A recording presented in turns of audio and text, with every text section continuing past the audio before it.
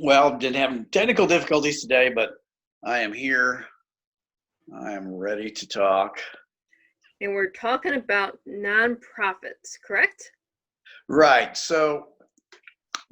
I spent 4 years as well, let me give you a little background. So I went back to school 2005 to 2008 to become a licensed clinical social worker and a licensed chemical dependency counselor. And I started doing my internship at a nonprofit that serves the homeless and the mentally ill. Well, I got in there and I found out that I couldn't counsel that population. There was too much transference. I thought I was going to save the world. And then Mm-hmm. I heard their problems and I was like, overwhelmed. I was like, what do I do? And it really made me want to just get out of the counseling business altogether Right? and get out of the nonprofit world, get out of that population. But the vice president there was a friend, and he said, look, I'll mentor you and teach you how to write grants and raise money so you can serve this population without being emotionally attached to them. So I was like, great, let's do it. And so I spent 4 years learning that and was successful at it, helped raise money to fund a new building, new facilities. They're still in that facility today, and learned about the whole process of how a nonprofit works and such. Then jump ahead, I got in financial services. Right now, I'm an agent for New York Life, and financial services is my real job. But I still have a passion for helping and being of service, especially for nonprofits. So I mentor several startup nonprofits here in Dallas, mentor college students. I was a guest teacher at a local high school here in town until all that shut down. And they have a wonderful program called the Entrepreneur Incubator Program in Frisco, Texas, Mm-hmm. where the students get together in groups and they create a product or a service. And then in the end, they have to go in front of a Shark Tank and pitch the product or service. Mm-hmm. And then they get awarded cash. So the previous year, we awarded two different groups with some great products, $1,500 a piece.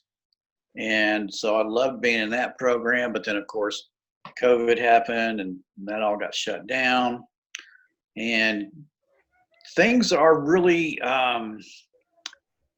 thanks to COVID and everything that's going on, things are really up in arms right now for a lot of nonprofits. So I'm working very closely with the ones I'm working with, letting them know that the money is still there. In fact, there's going to be extra money, but people they just have to know how to get it. A lot of the nonprofits I work with, they want me to just write grants for them and get them money. Mm-hmm. But over these past couple of years, I've come to some very definite conclusions. And so I wrote a book. It's called Nonprofit Legacy: How to Start and Run a Profitable Nonprofit. And I gave that to one of my mentors, and he read it and said, this is great if you have insomnia. And I was like, oh, shot to the heart, I know, as an author, we put in so much work into our babies. Yeah. And he goes, you write screenplays and stuff. How come you didn't put any stories in there? And I was like, well, I wanted the business information to be correct, because this is where a lot of nonprofits are struggling. There's three things they don't have. One, they don't have a business plan properly set up, just the basics. They don't have a business plan. Number two, they don't have the right board of directors. And then number three, they don't know how to write grants and get the money. So every nonprofit comes into the nonprofit arena, and in Dallas-Fort Worth right now, there's over 37,000 nonprofits, and most of them are just barely getting by. And so that's why I started working with them, and I was just like, well, I'm just going to write the book, and then tell them to read the book, then call me for consultations, because I'm doing all this for free. Mm-hmm. And so after I got the feedback about the book, I was like, well, I have a personal mission statement, and my mission is to have impact, influence, and significance in all my relationships, both personal and professional. And so I thought, how can I take my mission statement, fulfill my mission with this book? And I thought, well, the next thing to do is I'll create an online video course for it instead, because not many people read books anymore. And if I do an online video course, I can explain more thoroughly, have a bigger audience, have greater impact, greater reach, and greater influence, and help fulfill my mission more. So right now I'm in the process of putting all that together, scripting that out, and then I'm going to film it. And then I'm going to start a Facebook group and do a 5-day challenge and teach nonprofits how to do their business plan. I need to get you in connection to one of my good friends that has a nonprofit. Well, he's helping with a nonprofit. He actually works a day job, but it was failing, and he's trying to rebuild it, restructure it, and trying to help. I'm not sure what the nonprofit does that he's working on. Well, that's great. He can call me. So, that's the basics are the basics for a reason. And a business plan is like a foundation for any business, any company. This goes for profit or for nonprofit. And the thing about that I am going to be stressing with my course is, if you're going to put together a nonprofit, you need to get a legacy. I mean, I want something that's going to live on beyond me, beyond my children, beyond my children's children. You hear about all the great foundations, all the stuff that's come before us. And I'm like, well, it doesn't take really that much more effort to do it right and to create a legacy than it does to create something that's not going to last 2 or 3 years. And so a lot of the nonprofit startups and the people that want to start nonprofits, they have the passion and they have the cause, but they don't have the business side. Right. There's literally billions of dollars being given away by foundations each year for nonprofits. And as far as the foundation goes, they talk with the IRS and they say, look, we're going to give away this many millions of dollars this year. And then so they're almost under law, basically, with the IRS to give away that money. And so it's true, there is money out there, but the nonprofits aren't set up properly. They don't have the structure. They don't have the foundation. And so they don't get the money. And so, like I said, we got over 37,000 nonprofits here in Dallas, and they're not doing really well. And so I'm going to start off with the basic foundation and the basic principles of a business plan. We've all heard on Shark Tank and other television shows, the millionaire, and was like, oh, I had an idea and I was in a restaurant and I just wrote it down on a napkin. I don't have a business plan. I just started my business. Well, so people hear that and they think, well, great, I can just do that. I don't need a business plan. Well, I'm going to say you do. And there's several different parts of it, and there's several reasons why you need a good business plan. One is you have to be clear with your mission statement and your vision.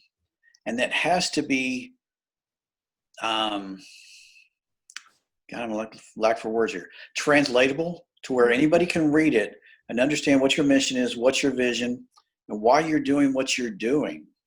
Because you can't get volunteers, followers, or board members if you're not clear. Fuzzy goals get fuzzy results, right? Right. And so the second part is your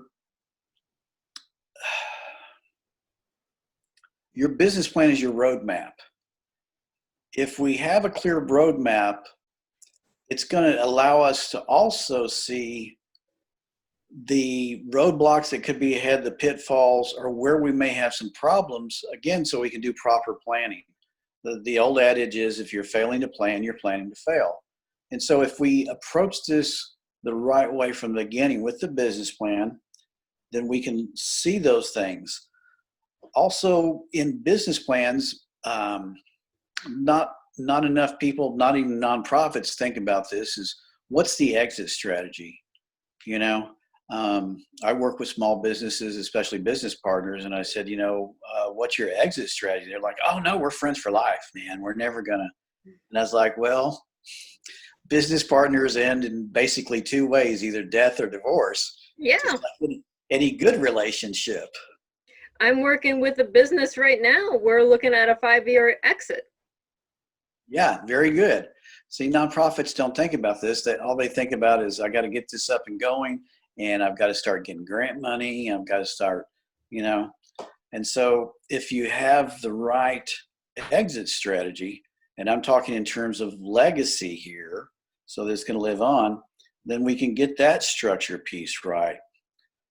The other thing that they don't really think about or know too much about is their board of directors. So usually, like here in Dallas, most nonprofits are started by a single individual, and they'll get Aunt Sally and Uncle Joe to be on their board of directors, because that's part of the requirements for having a nonprofit. Mm-hmm. Is you got to have a board of directors. Well, that can lead to problems. So one lady I worked with, she came to me afterwards. She started her new nonprofit. She was the founder, director. She got it up and running, was doing really well. And then she sat on her laurels, so to speak. And she had put together a good board of directors. And they sat down, had talks with her, and she's like, oh, look what I accomplished. I did all this, I've been doing this for 4 years now straight.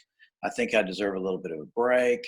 Well, she kept sitting on her laurels, and they fired her, even though she was the director, founder of the nonprofit. Oh, yeah. And that's the board's job. If somebody's not doing their job, then they need to be removed from their position. And so putting the right board in place with the right board members that have the right access to leaders in the community, they should be leaders themselves, instead of just having family members, is going to make a huge difference.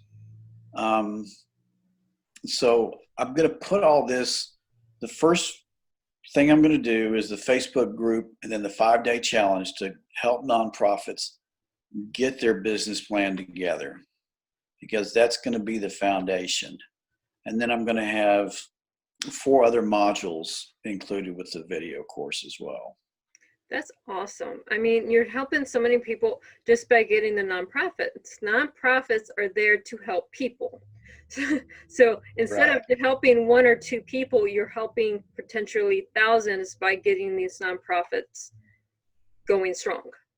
Exact. So that's part of my impact, influence, and significance, is I can have a greater reach, and I will be able to help people that don't know me or whatever. That's fine. I will be selling the course, Mm-hmm. I will be taking a percentage of the profits, and I will be starting my own foundation so that I can be socially responsible as a business owner and give back to the nonprofits of my choice as well. Of course. We live in a capitalist society. You have to monetize your your money in your head. Let's put it this way. Yeah, my intellectual property. Yeah, I can't say the word to save myself, so I've had strokes. I can't, there's words that just disappear on me. Yeah.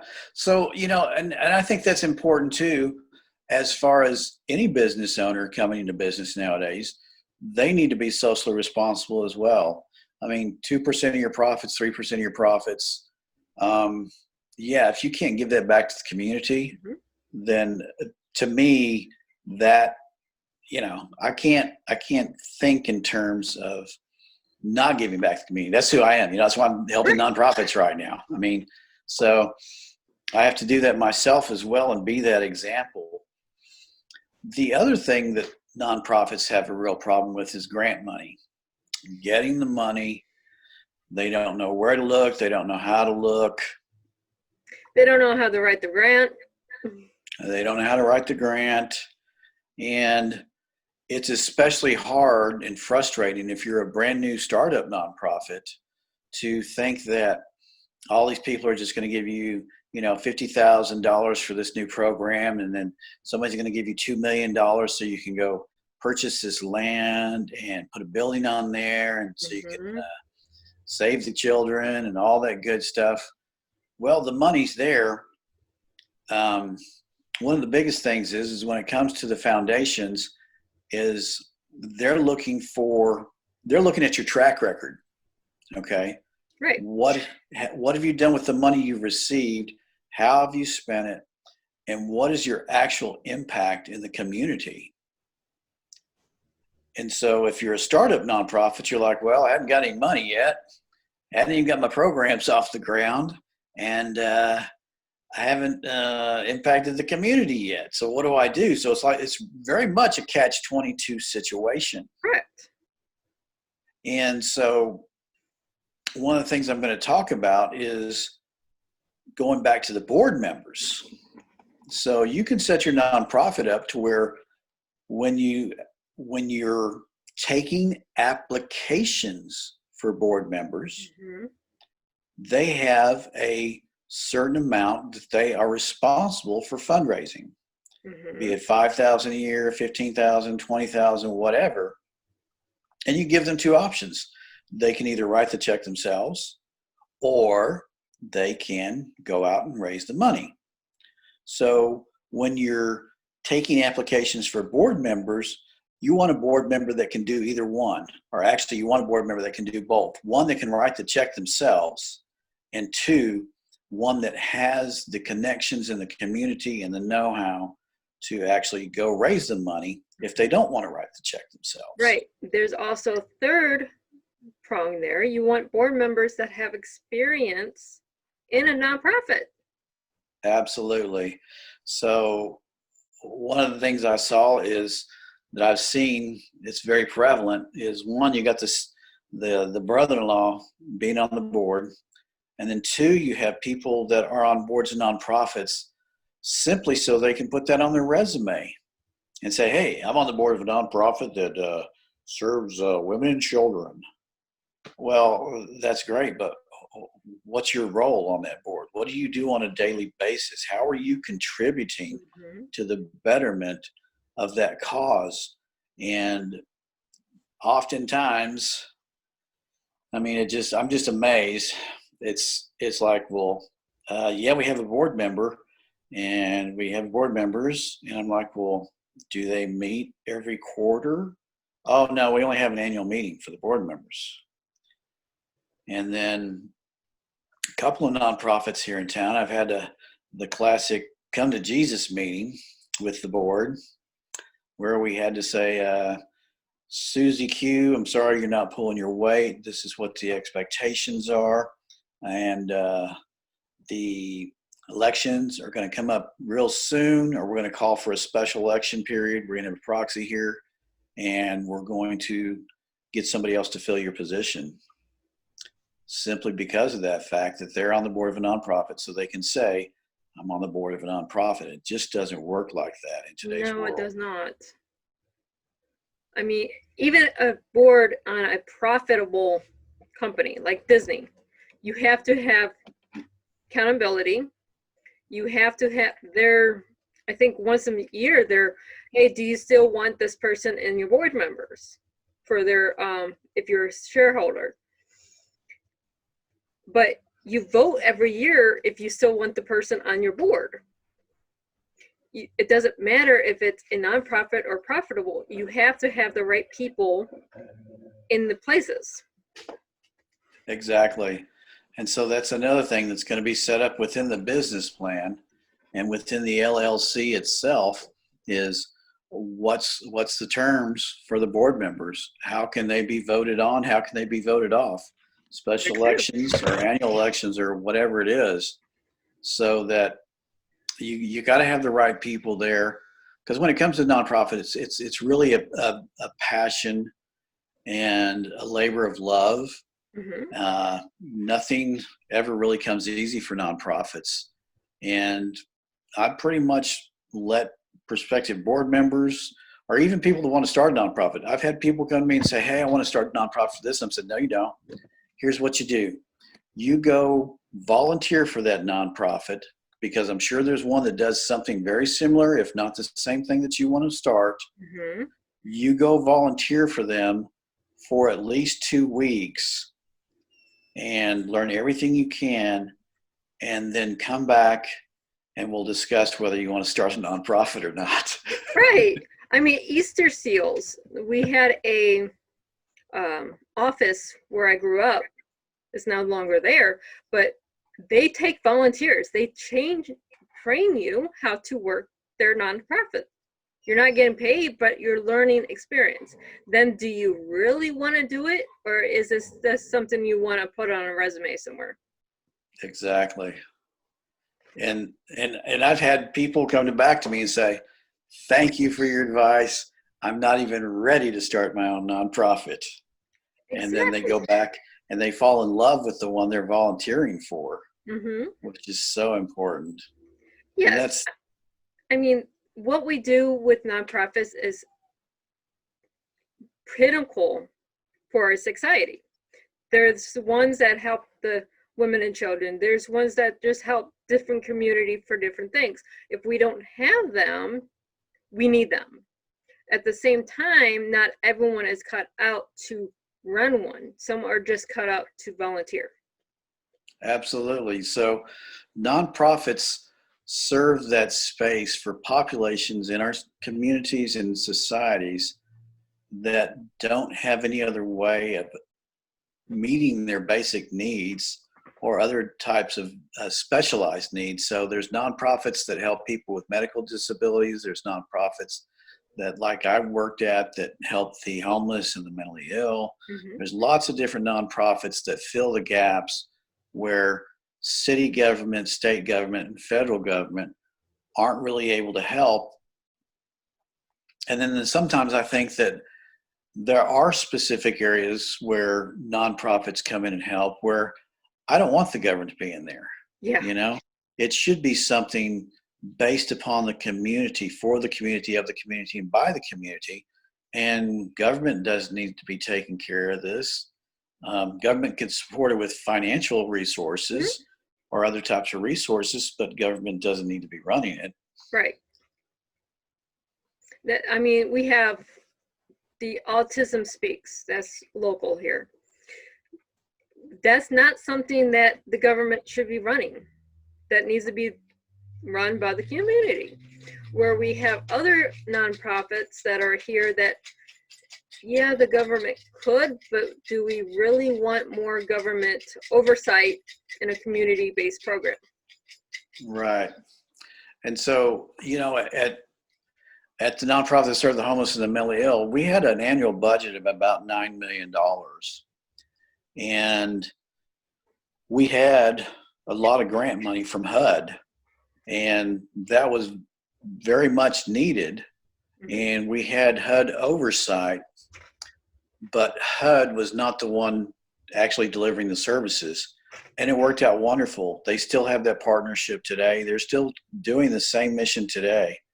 And as a nonprofit, one of the things that we did was we would go out and we actually bought apartment properties. And so the model is you would bring somebody in off the street that's homeless, get them shelter, get them food, get them clothing, get them into group therapy, medication management, that type of stuff, and build them back up to where they could be back on their own again. Right. And I started with them back in 2008. And of course, 2008, 2009, there was a financial crisis. And we saw an incredible increase in our population simply because people were not financially prepared. And it was amazing because the population before the financial crisis was, yes, your typical homeless person, they were usually had some sort of problem with addiction and some problem with a mental health disorder. But then after that, it became more average people that were not able to handle their own affairs and just needed a little help. But an increase of 2,000 clients a year meant we had to raise a lot more money, make sure our budget was tight, our programs were tight, and we had a well-oiled running ship, or we weren't going to make it. Right. I believe there's a program, I forget which state it's in or even what city, they're building tiny houses for the homeless community. So they have an address, they have all their basic needs, and they can go get jobs, because what do you need on a job application is an address. How is a homeless person going to get a job when they're actually looking for a job if they don't have an address? Well, yeah, there's no stability there. If you're homeless, you don't have any stability, and that's why that model, it worked, it's still working, and it will continue to work.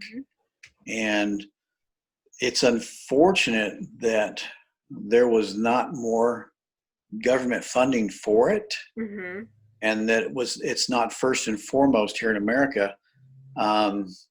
I'm working with a groups right now that serve veterans, and one of the things that I did and I've continued to do is work with homeless veterans, which to me is just we have somebody who served our country, and how can they be homeless? Right.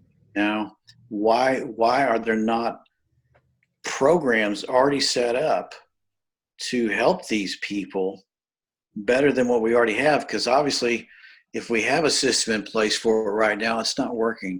Yeah. Or we wouldn't have homeless veterans, and we need to care for these people. There's some government programs out there. One, they're hard to find. I used to be a veteran's wife, so I learned some of this while I was married to the veteran. But there's programs there, but at the same time, they don't help as much as they should. They're not equipped to help or work like they should. It's being government run, yes, but it's not community-based, it's not state-based, it's not a functioning model at all. Right.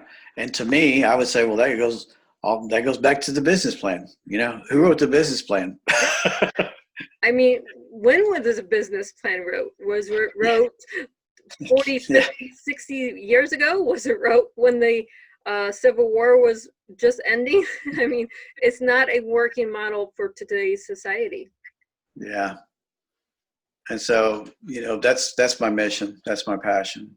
I'm glad it's a wonderful passion. I'm glad to give you some coverage, get people to come to you for your programs to learn how to do this. There's so many programs out there that are needed or need to be ran better. So we need people like you. Thank you. Thank you. Yeah. So I haven't got the Facebook group up yet. I got a lot of irons in the fire right now. So I'm planning on 1st of July or sooner for the Facebook group. It's going to be called Nonprofit Legacy. It's going to be an open group. Anybody can join. Probably a couple of weeks after I get the Facebook group going, then I'm going to start the 5-day challenge and see how many nonprofits I can get them up and running with a good business plan. Yeah, because a business plan is your key for anything. I opened my publishing house with no business plan, just an idea. Now I'm writing the business plan so I can evolve it. Right, exactly. Well, that's another thing I talk about also is the business plan is not a static document. It needs to be revised on an annual basis at the minimum, because as you learn and grow as a business, you're going to improve some processes, some systems are going to be added, some processes and some systems are going to be deleted and taken away. And if they're no longer relevant, you know, technologies change all the time. If it's no longer relevant, take it out of the business plan. It's actually more of a living document that's going to be the roadmap for the continued success, and not something that's just written once and it's in file number 582B over there. And Yeah. if we need it, we'll go look at it. It Yeah. doesn't work that way. No, I have a friend that owns a company, and he revises his business plan every quarter. Oh, yeah. See, well, I wasn't going to be so bold as to say that, but that is my actual advice, because the way we're moving today with technology, every quarter is not, not a bad idea. Every 6 months. Some of them, though, like I said, they're just sitting in a drawer somewhere. They don't even revise them annually. Yeah, But and if you ask a company when was the last time they had their business plan revised, and they're one of the companies that's going out of business, that's probably your reason why. Yep, absolutely. Absolutely. I don't know how much time we have because my technology's broke. Oh, it's fine. Where can our listeners, watchers find you right now? Oh, okay, cool. Well, they can reach out to me on LinkedIn, David Baird, or they can reach me on Facebook, David Baird, or they can reach me on Instagram at David, the number 4, good. I don't have the domains up, but I will have the domain up for nonprofitlegacy.com, nonprofitlegacy.org, and nonprofitlegacy.news as well. But those aren't up yet because they're in the making. Well, as soon as you get them up, let me know, and I'll add them to the feeds where this video is. And I update everything constantly because I'm OCD like that. Wonderful. Yeah. So it was wonderful having you on the show today. And hopefully we get some of these nonprofits funneled to you so they can be running at optimal business platforms. That would be great. I'm here to help. So thank you so much for having me today. Awesome. Thank you so much and have a wonderful day.